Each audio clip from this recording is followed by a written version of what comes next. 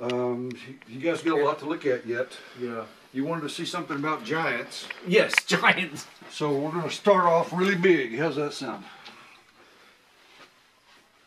Here's the biggest thing I've got. Okay, this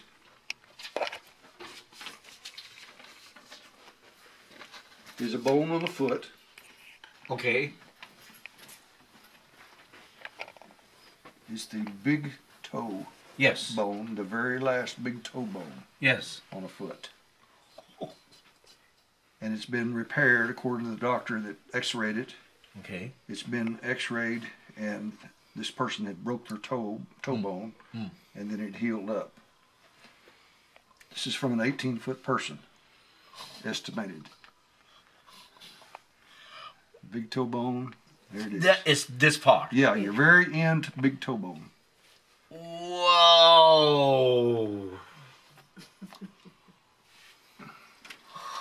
Where did you find that?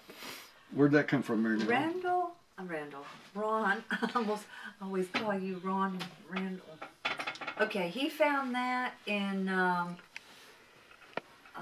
wait a minute, let me think a minute. In southeastern Turkey, when he was looking around to try to find the plain where Babel was, and he found that. Looking for Babel. Yeah. Oh. It's Okay. not terribly far from Noah's Ark, you know, maybe 4 or 5 hours. Okay. Okay. All right. So here's another bone. Oh. Right here. Yeah. Another large person. 10-footer maybe or something. I think this probably, I saw this in the video. Yes. Yeah. Okay. That someone was showing this in. Okay. You want to do this one, Mary, now? Okay, I'll do this one. You want to sit in this chair? No, I'm okay down here. Okay. Back in about 1989 or 90, I forget which year it was, we were out at, we were in Turkey, and we were out at the village where we believed Noah's house to be. And years ago, they had dug up a grave that we believe was Noah's wife's grave. Now, the reason for that was, and you can see this in the Book. Noah's Ark book, Ron had found, before he ever even saw Noah's Ark, he had found a, what appeared to be a tombstone. It was actually shaped like a tombstone, and it's in the book over there. In fact, it'll be easier. I'm sorry, let me get it. You can stay. Just stay right here. Yeah, Okay. just She's going to stay get there. the book and show It's you the right tombstone. here. It'll be better for me telling the story. You can edit all this out. Let me find it here. Let's see. I think we're close to it.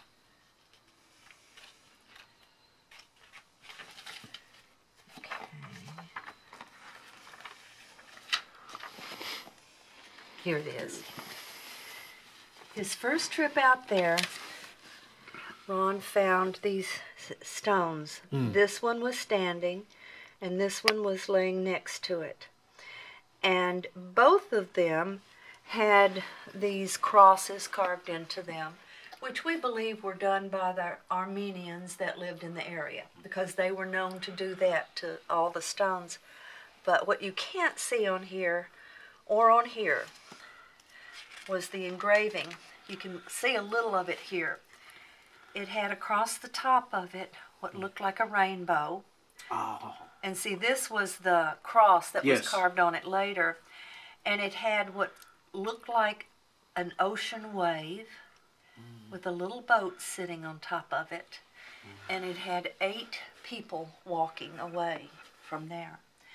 And he didn't have any photographs of it. I took these from 8mm film, you know, very old and degraded. But the faces on there, he said, looked a lot like this. Now, this is something else that we found in a museum. But he said that it had one man, the tallest figure, then a woman, a little less tall. Then 3 men walking after that, and they were a little shorter, and then after them, 3 women. And he believed that they clearly represented Noah, his wife, his 3 sons, and 3 daughters-in-law. And that these were the one that is laying down right here. He believed that was Mrs. Noah's grave because all of them had their heads up and were walking away, and her head was down, and the eye was like a slit with a little cross over it, like she was asleep. And then the one that was standing up had both the man and the woman's head down. So that made us believe that Mrs. Noah died before Noah did. And someone dug up that grave, and there was jewelry in there. Jewelry. A lot of jewelry. And it was sold on the black market. And Ron was contacted by the Interpol to find out, I guess they thought maybe he did it, but he told them he didn't know anything about it. But we don't know anything else about it except that he was told that there was an 18-foot sarcophagus found, and that it was in the museum in Ankara. And the only corroboration I can give to that is one time Ron and I went to that museum. We called it the Hittite Museum in Ankara. It's not a big museum, it's, you know, just average size. And we went in there one day and there was nobody there but one man who was working. And Ron asked him, he said, I've heard that there's really long stone case been here. And the man says, yeah, it's in one of these back rooms. And he pointed to a room. He says, I think it's in there, but we're not allowed to go in there. And that's all that we've ever been able to find out about that. But we believe that was her sarcophagus. And anyhow, that happened in about 84. And so then in about 89 or 90, we were out there just looking around where the hole for her grave was, where they had dug it up. And we found some bones. And these bones here have been identified by a radiologist and a couple of physicians. None of them want to put their name on their statement, but here's what they told us we have. That we have a human finger with a touch of arthritis. And this is the finger. This is this part of the finger. It's just 3 bones It's just 3 bones. of the left finger, This, and left this. hand, little finger. Yeah, they actually identified it as left hand, little finger. I don't know how they could do that. But let's say it's this finger. It's twice as long as mine. Right. So this was in the... it was just loose in the dirt. Where they had dug the Where grave they up. had dug the grave up. Paul, And the put jewels your were hand over sold there. on the market for somewhere around 70 to 100 million. See, it's this, this, and this. Okay. So that is also okay. I think that's because the flood also drowned these giants, these Nephilims.